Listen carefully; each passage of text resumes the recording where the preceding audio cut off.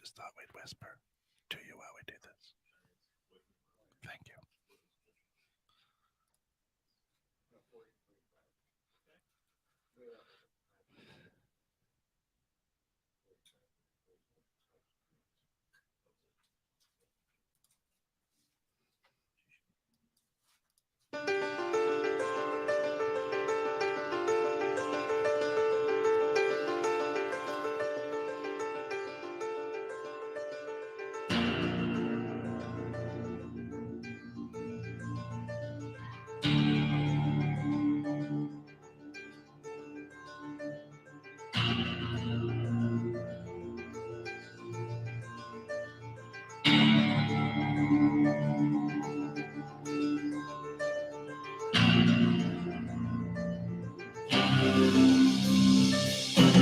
Welcome to the Neighborhood Pulse. Wherever you are in life, you never forget the neighborhood. This is the show that talks all about real estate. Hear it from the industry professionals. Join hosts Kevin Callback from Realty Executive Cornerstones and Eddie Martinez from MSB to learn what the Neighborhood Pulse is. The Neighborhood Pulse, of course, brought to you through the financial supports of our good friends over at Realty Executive Cornerstones and MSB. Today, rates, lending, all that good stuff with our good friend Bryan Schmidt from Cross Country Mortgages. Gentlemen, good afternoon. Good afternoon. Happy Friday. How are you today? Yeah. Very good, man. How about you guys? Doing great. Fantastic Friday. Break the chains of bind you. That's Absolutely. it. Way to do it. Absolutely. We got Eddie Martinez here and Mr. Bryan Schmidt. Yes. Thanks for coming out today. We appreciate having you. Of course. Thanks for having me, guys. Amazing as always. So the market is just still, it's just in a weird right now, right? Very much so. Rates are going up. The war's going on. House prices there's no inventory and stuff. So when we look at all that, we say, okay, people got to get financed. Rates are still amazing. Yep. Great. What are the conversations you're having with first-time home buyers? First-time home buyers. Number one thing with the first-time home buyers to help educate them about what's happening in the current market, so they're not blown out of the water with what their expectation might be. So we've spent a lot of time communicating with them and educating them about process, how you should go through this to get the best outcome, what it's going to look like when they go out with you to go look for a home, and how many times they may have to submit offers, and that they'll probably be in a multiple offer situation, and what we can do to help with that. And a lot of the times, the conversation starts with rate, and it ultimately ends with, holy cow, you know how to do this, and I'm not getting any service from who I've been working with, so can you please help me? Right. And get that property under contract with some of the intangibles that we do. And at the end, when they come to you and they say, hey, what's your rate? Mm-hmm. Is that the right question to start with?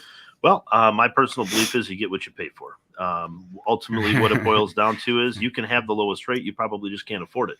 Right. What most people don't understand is that anybody can have any rate they want. The difference is it's what it will cost that individual borrower. Mm-hmm. So if you've got a 760 or higher middle credit score, it's going to cost you a lot less for that lower rate than somebody with a 660 middle credit score.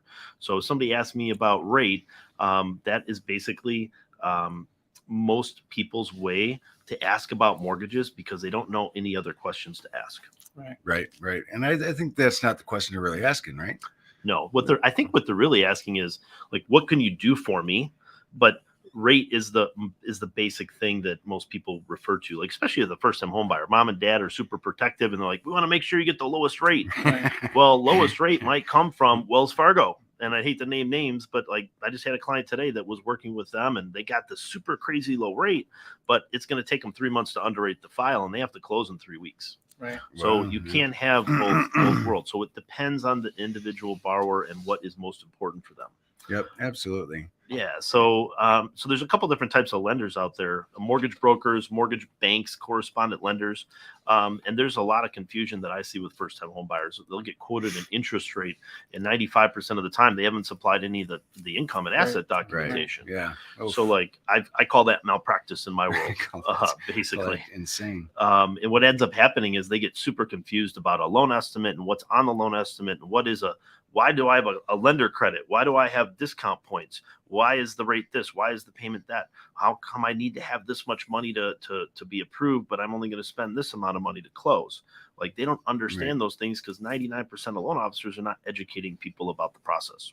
So lender credits, all these other things, we want to help educate the consumer about that before we get engaged with you, the realtor. I want them to know the whole process. I want them to know exactly what they get for the amount of money that they want to spend per month and how much money they need to show in the bank to be approved and how much money they got to write a check for to buy that house before they go buy the house. Right. So Eddie, I mean, how many contracts are guys that you're working with putting out there before they're actually getting one accepted? Are you seeing a certain number out there or an average? I mean, if we talked about, middle of last year or whatnot, I mean, we've had a 60-70% approval rating on, contracts that were out there. And now, I mean, you're putting in, 6-7 offers and you might not even get one. Right. We've gone through these cycles so many times where, like you said, I think when someone's asking you, what's the rate today, that's just a great opportunity to have that one-on-one conversation, to get a deep dive of what their financials look like, what they can afford, before you really dig into what the rates are and whatnot. That's a good time to just see what their financials look like and see exactly, what is it that they're looking for, so that you can better help and guide them to the whole process from start to finish. Right. Yeah. And I think they're asking, too, is how much money do I need to get into a home that I love, and what can I afford? Should I be looking at that $500,000 house, or should I be looking a little more affordable? What I experience is, especially with first time buyers, and sometimes with move up or move down buyers, just repeat buyers, they don't really understand that they need to have money for closing costs. Oh yeah. So if you're looking at a $200,000 home as an example with a 3% down conventional mortgage, where you need quote unquote $6,000, well, you might spend $6,000 to $10,000 in closing costs and escrows in order to get to the finish line. So you might actually need to see $16,000 in the bank and spend maybe $16,000 to buy that specific home, and that's a huge chunk that a lot of first time home buyers don't understand. Right. As you have to show a certain amount for sure. Not always do you use all that money, because you get credits on taxes. Most of the time you don't. Right. Most of the time you don't. In Chicagoland.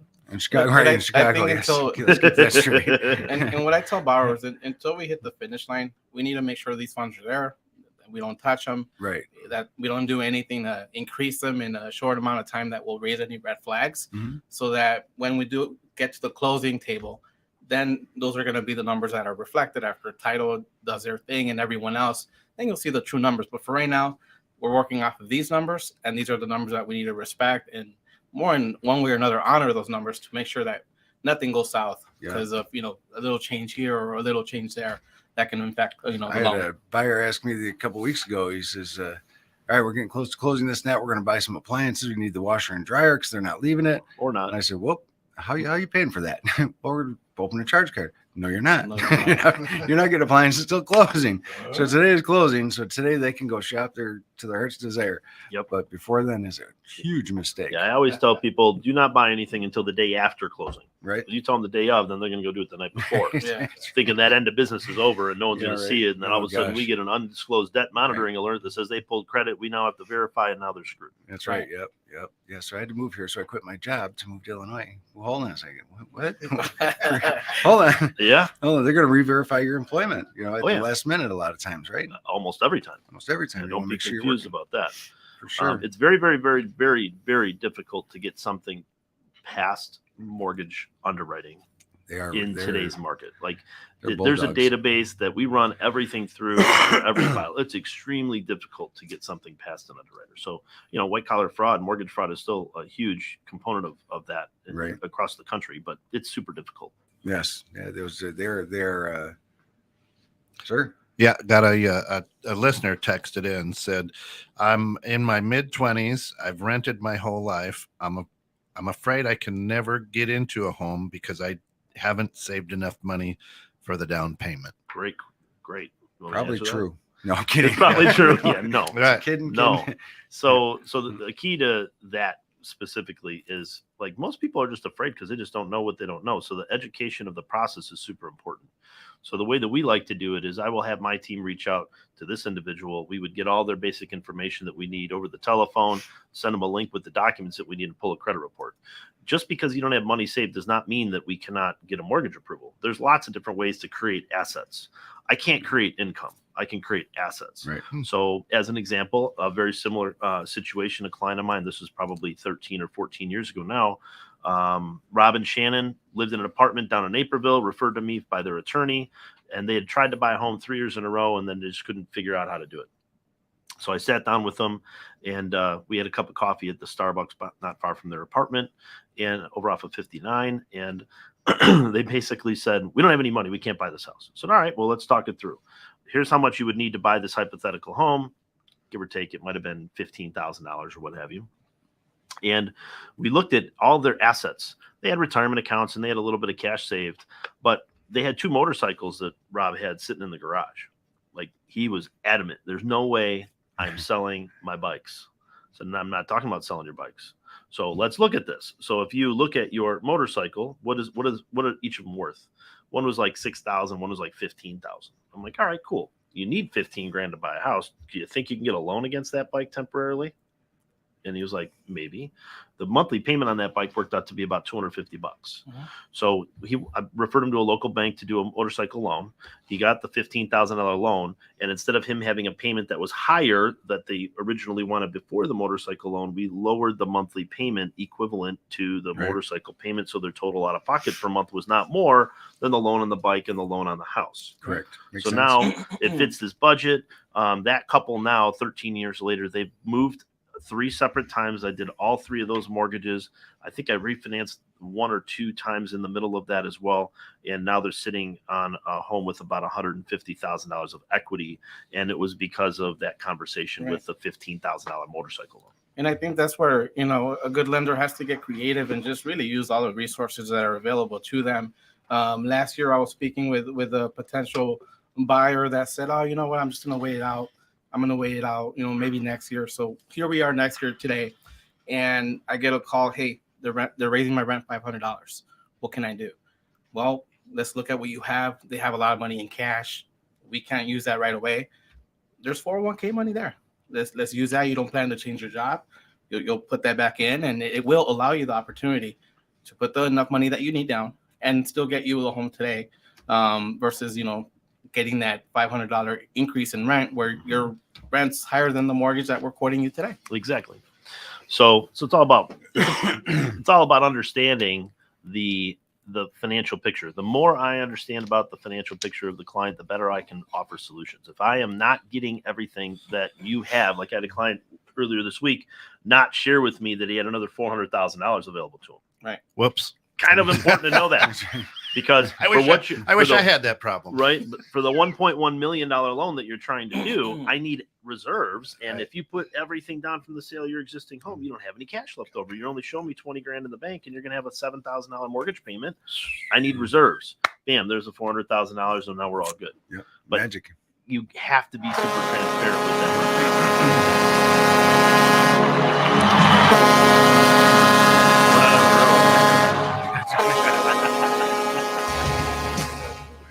Of course. That means it's time for Martinez's Mortgage Minutes. Thank you for everyone listening out there today. My advice for my Mortgage Minute is to just have that open communication with your lender.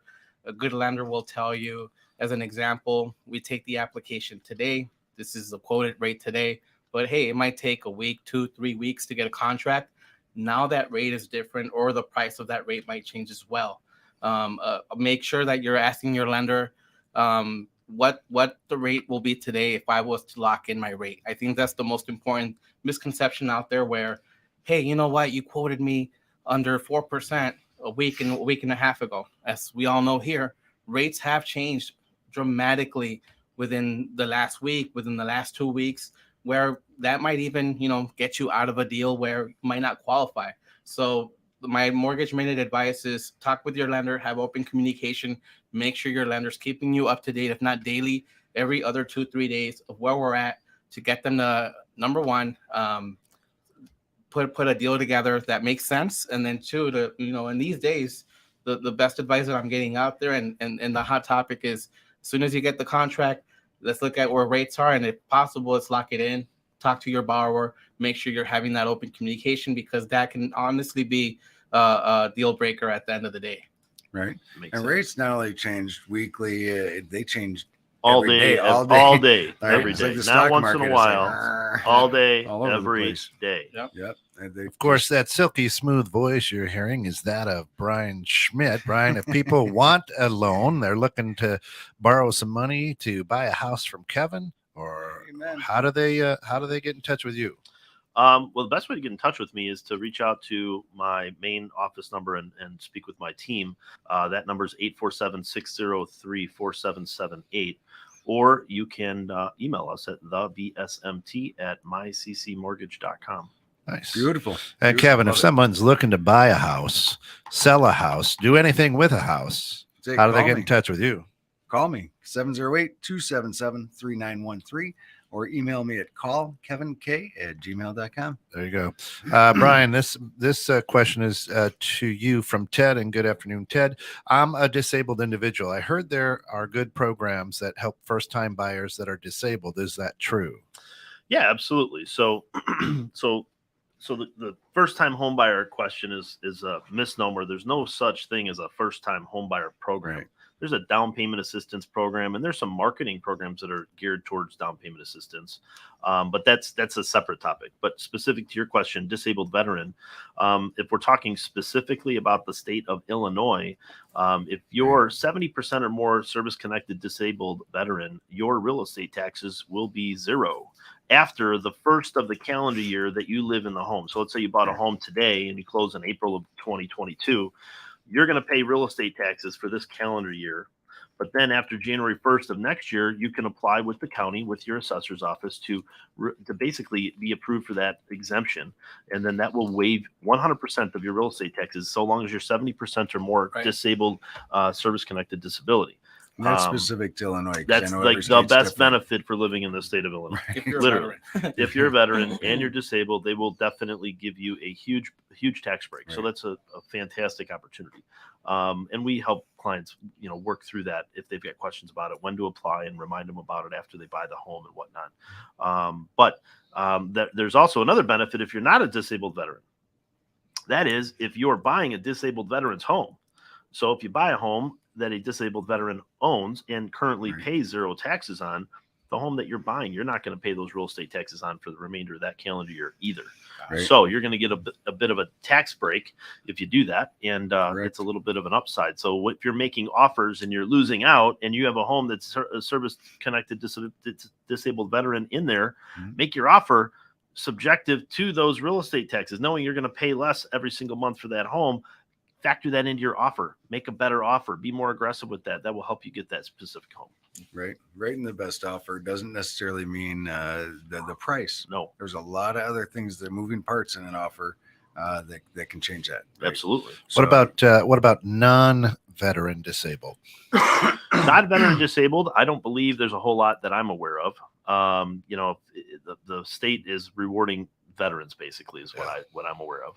There's down payment assistance programs that you can apply for. In the National Guard. Yeah, there you go. But the down payment assistance programs are really grants. They're not dollars that you're going to be given. It's not free money. No. It's not free. You will either pay for it in cash or time. One of the two. Right. Yep. So when you say you pay for it cash or time, what does that mean? What is Great that question. Like? So the most popular program that we have in our market, at least that I'm aware of, is Illinois Housing Development Authority's IDA Down Payment Assistance Program. They'll offer 3 different dollar amounts. You'll get up to $6,000, $7,500, or $10,000. All 3 of those programs are effectively repayable.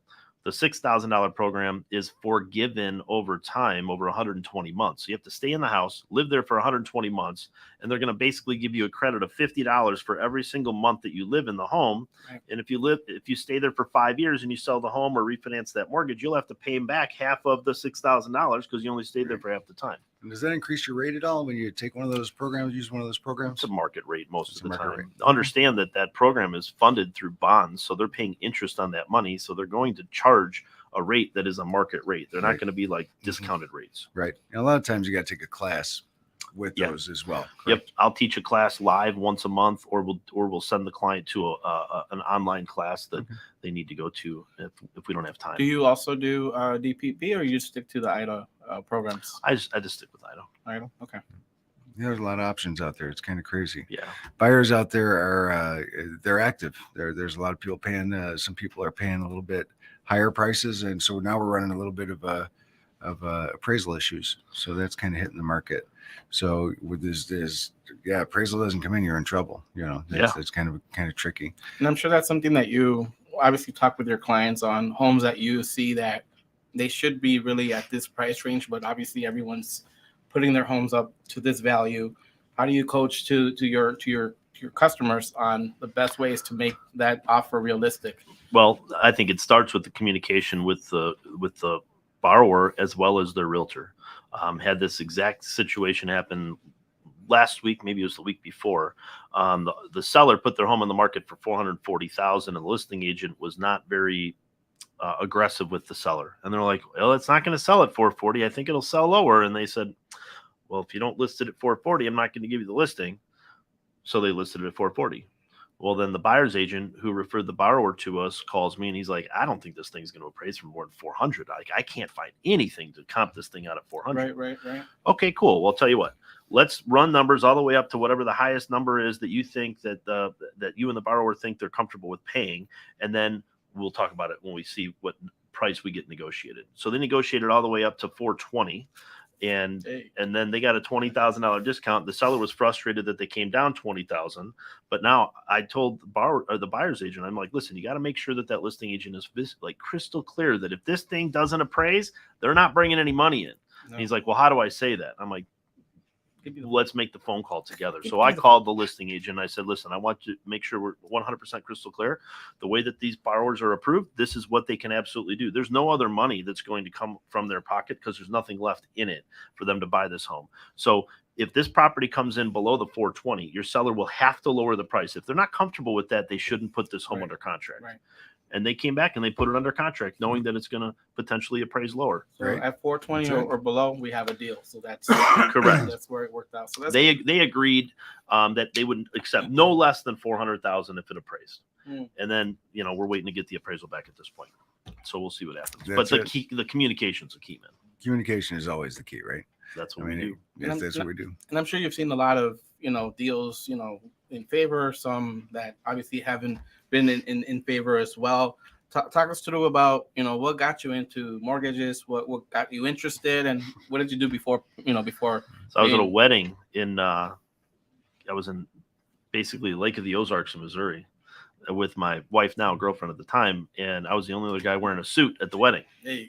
Literally, I'm like, kind of wedding again. Right. This is crazy.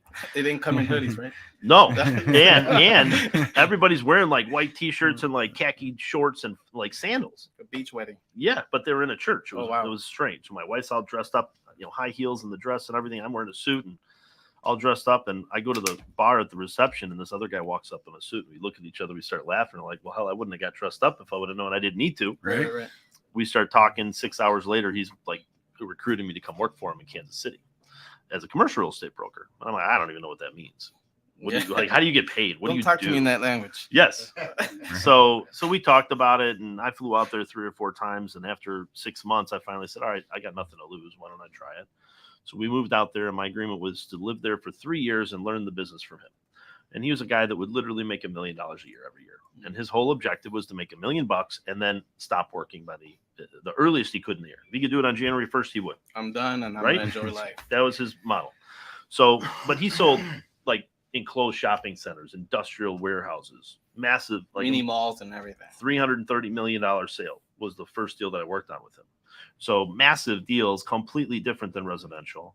And after a year doing that, I realized, I'm like, I like this. I don't really care for it though. Like, I didn't get a lot from it. I wasn't passionate about it. So I basically did a lease for a Remax office, 10,000 square foot lease.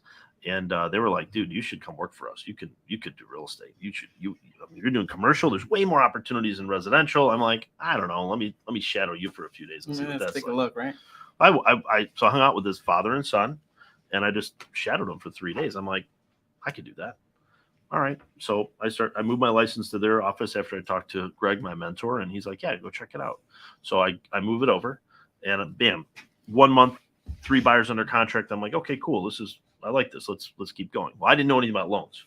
So the first 3 buyers I had all needed a loan.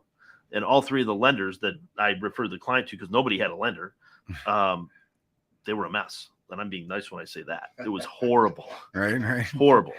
Like horrible. So I'm just like, this can't be that hard. So I called up both the states of Kansas and Missouri. I had a real estate broker's license in both states. And I got the mortgage license in both states. And then I had to find somebody to teach me how to do loans. Everybody thought I was crazy because I wanted to help people buy a home. Like that was my niche. Right. So I would help you buy the home as a real estate broker, but I would get you 100% approved for your mortgage up front. And then we would walk you through the whole process. And nobody wanted to teach me. Then I start cold calling mortgage brokers, tell them what's going on. And I finally get this woman, Shelly, on the phone. She's awesome. She's like, Shelly. right? I don't know if Shelly's even still alive. She's like, she might not be. I mean, for real. That's right. Like, when I moved back to Chicago back in 2004, that was probably the last year that I talked to her. But she literally was like, I got both licenses in both states. I don't know how to do real estate, but I know how to do loans. And you know how to do real estate and don't know how to do loans. Let's just teach each other.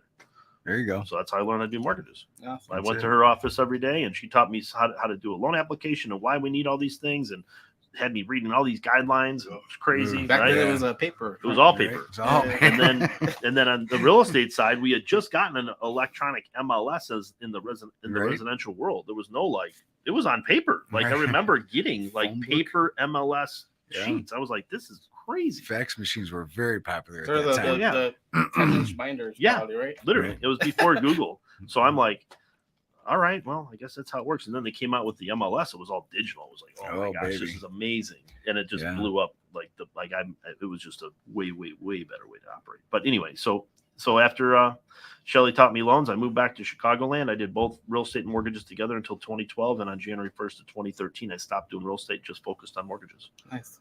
So wow, there you go. That's a story, eh? That's the story, fantastic. Man. I'll tell you. So when people are talking to a lender and they're having that conversation, is there red flags or things that they should perk up when they hear from their lender? Is there kind of like maybe they have the wrong lender, or maybe they're not giving the right answers or asking the right questions? So back to that initial question, what's your rate? If somebody answers you, run. There you go. Like that's right. Run. Like they can't provide it unless they know accurately what it is that you're able to do.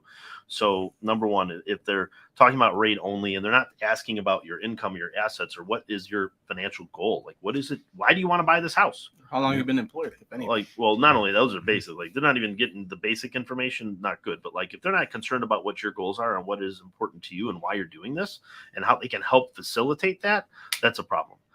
I had a conversation this morning with a gentleman moving from Chicagoland, moving out to California, and he's getting a big chunk of change selling his house out here, right? But it ain't going to go very far out in California. No, gosh, no. First question he asked me was, what's your rate? I'm like, well, that's a great question. It depends on what type of mortgage we're going to go with. And that depends on your income, your assets, all these other variables. So in order for me to get to that, I need to understand all this. So if you're not willing to share this with me, well, then I can't share that with you. Right. Unless you want me to lie to you and I can tell you you're going to get a 0% rate and we're good. Right. And he's like, well, I talked to 3 other people and they just quoted me a rate. I'm like, okay, cool. How long have you been employed at your current employer? He's like, less than 30 days. Okay, where'd you work before that? Oh, I didn't work for 8 months. Wow. Oh. That's right. Oh, okay. Yeah, that's always 20%. Right, That's right, right. right. That's right. I'm like, but they're okay to just tell you the rate. I'm like, do you ever walk into your doctor's office and tell your doctor how they're going to take care of you? No. Okay. You do a mortgage once every 5 years if you're lucky. I do like 5 or so of these every single week I close. So if I'm seeing that much and that kind of volume, I can solve problems and help you understand things that you're just not aware of. Right. Like ignorance is bliss. But as soon as you understand what you're dealing with, I can't tell you how many times people that were quoted a rate or whatever information they were seeking and the loan officer just shared that with them, whatever they thought it was. Yeah. How many times that turns into problems right before closing. Yeah. Right. Absolutely. It's amazing some of the stories you hear out there, right? Where you go, who said that and why? I feel, it's bad. It is. So there's important questions to ask, and it's to make sure that they interview you properly and you interview them, right? So it's and not every lender and every buyer are gonna No, match. they're not. They're gonna have differences of opinion. They might have different plans. You might not be able to do what they want to do because it's just doesn't make sense. Yeah. Well, listen, I mean, I have a process. I drive my business with process.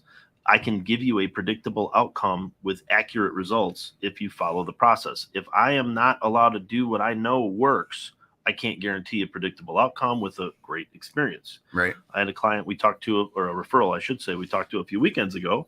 And this gentleman, man, he sure did know how to do a mortgage. He's had one in his life. One in his life. But man, he knew how to do the mortgage. I'm like, I don't want to work with this guy. I really don't. I'm not going to push for this one. Does that make sense? Yeah. Like, I have a team of 5 people that work with me. I'm going to subject them to this brutal communication where it's all my way or the highway kind of a client.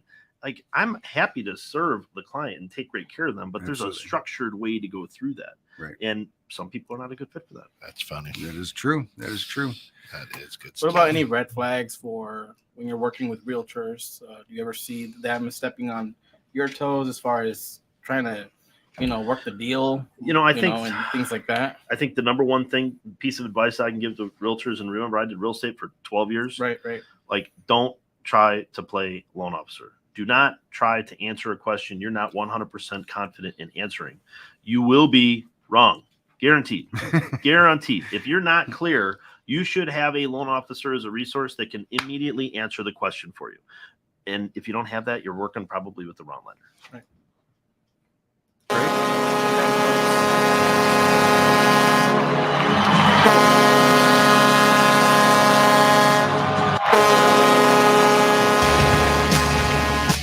Now it's time for Freedom Friday with Kevin Kalbach.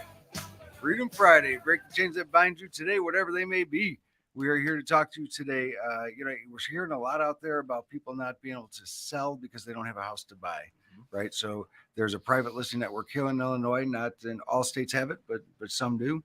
And it's in the MLS. They're getting ready to put it on the market. Have your agent beat that up looking for a house for you and put your house in there as well. If you're looking to move, get it listed, get it in that private listing network, start preparing for move because that's your goal. You should start working towards it. In addition, when you're negotiating your offer, make sure you're putting a rent back clause in there, whether that's a month, 2 months, whatever that may be. Make sure you're protecting yourself so you're not living in a hotel or an extended stay for a while because that could always be unpleasant. And then make sure that you're interviewing at least 3 realtors, whether you're buying or selling. We all have different personalities. We all have different experiences. We all have different knowledge. And you want to make sure you're working with somebody that's full-time and has been doing it for a while, especially in this market. It's just crazy out there.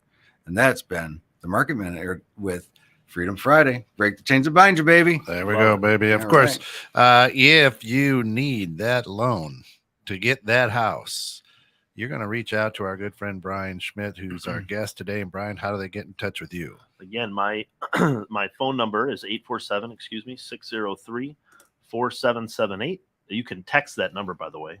That will go to my entire team. We pride ourselves on being super responsive to communicate with anybody that's reaching out to us. So you can call or text us at that 847-603-4778. There you go. Sweet. Now, Bryan, just a quick question. Sure. We got 2 lenders sitting here at the table. You guys can do the exact same things? That's a great question. He's taller. Yeah, exactly. No, he can get the stuff off the top. Good reminder. Right. Exactly. No, and this is important. So, great point. Your experience as a borrower will be predicated upon not just the loan officer you choose to work with, but with the company you work with.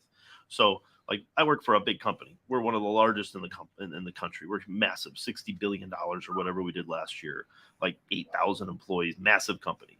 But the company has the ability to do things that a lot of other mortgage companies don't. So as an example, underwriting overlays. So if Fannie Mae, Freddie Mac, or Ginnie Mae say that these are their rules, that's all that cross-country underwrites to.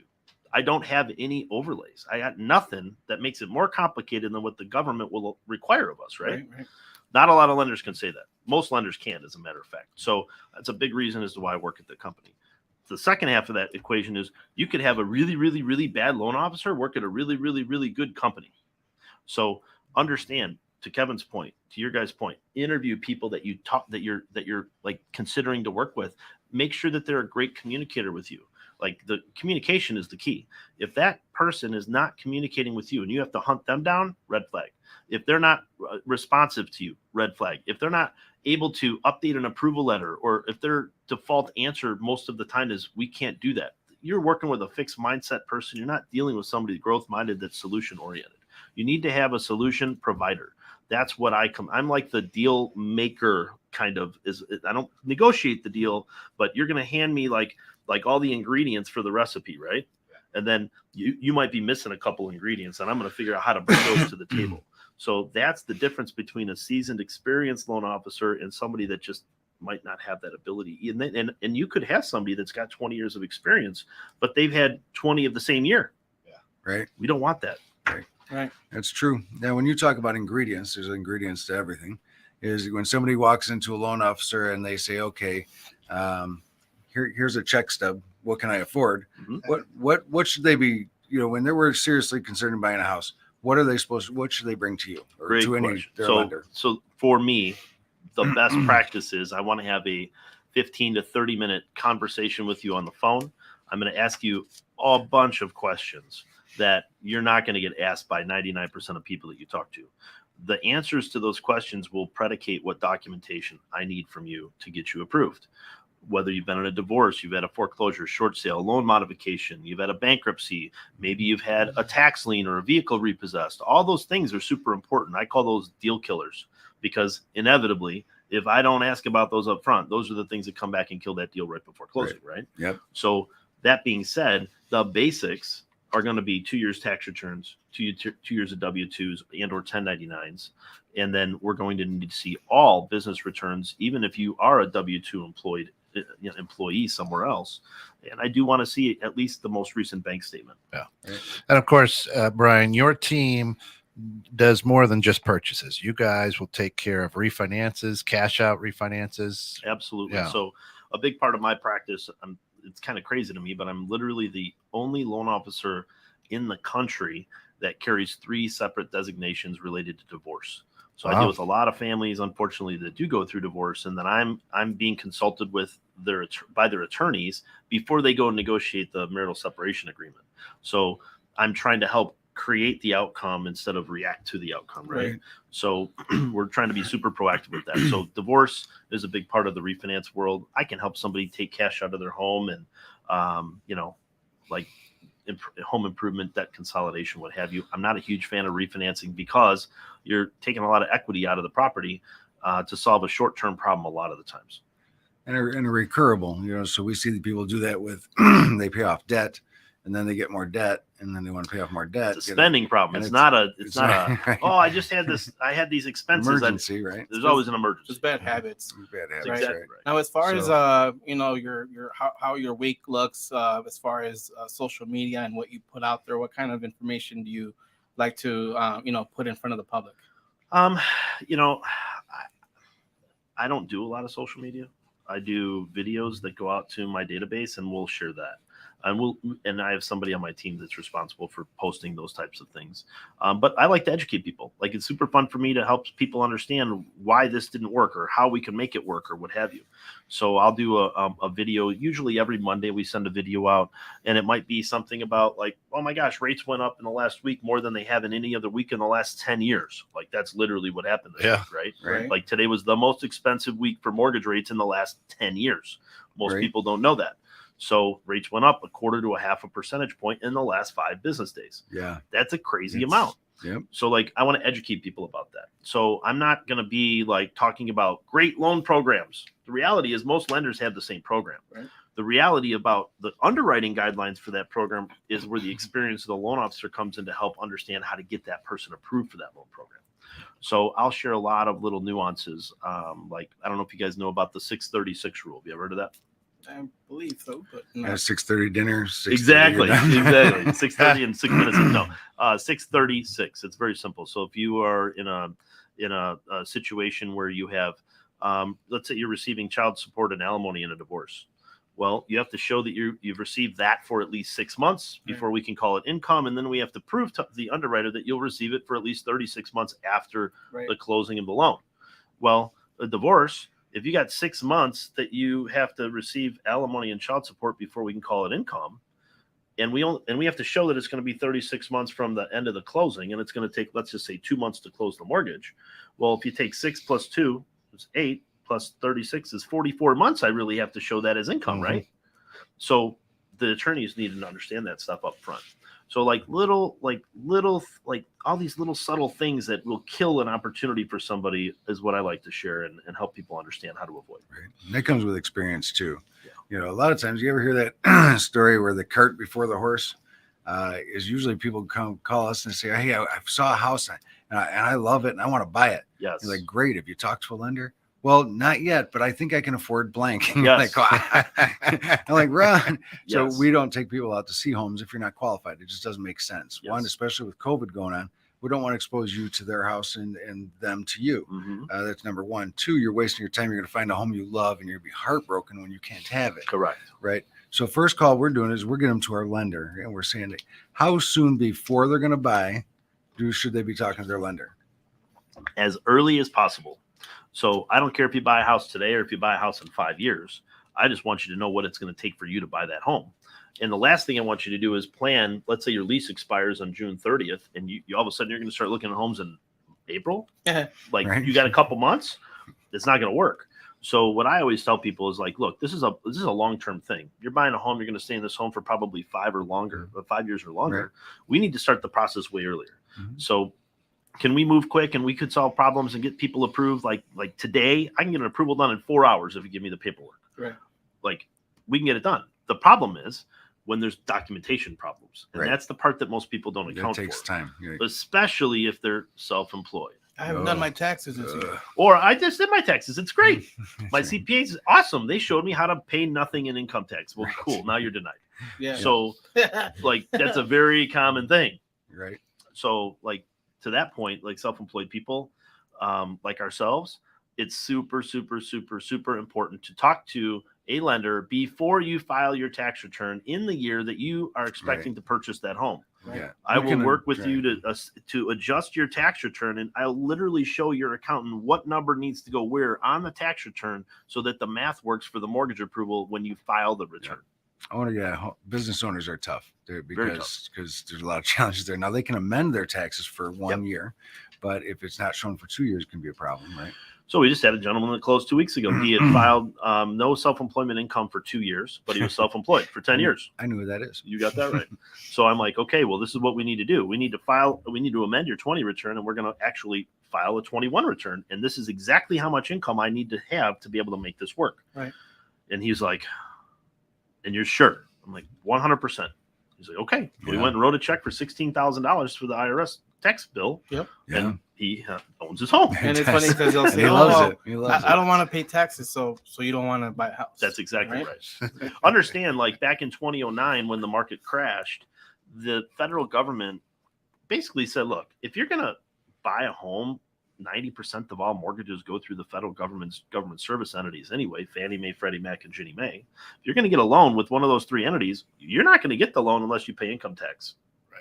Right. And that's what changed. That's Right. it. So And you can never go too soon. Like people are like, I'm not buying a house for another year or something. I want to talk to you Because 2 years in advance. A majority of those questions that you ask don't change. The process doesn't really change. Maybe new program here or there, Correct. Fannie or Freddie change a rule or something. But for the most part, it's always the same information. Absolutely. And some of those questions, I know they're vital. And just yes or no question could be, what is your favorite candy bar? Is that correct? Absolutely. Okay, perfect. Absolutely. Just want to make sure And we that's do out ask there. that. I know We you do do. ask that. I know you do. now, real quickly, you get a borrower who's interested in buying, but obviously they see what they see in the media. The rate's 4.5. The prices are high, and they ask you, should I really buy now or should I not? What do you tell to those people, especially when they're calling to see if they can qualify for a home? Great question. So I'm 96% referred. So I do not want anybody to feel like I'm trying to sell them something, right?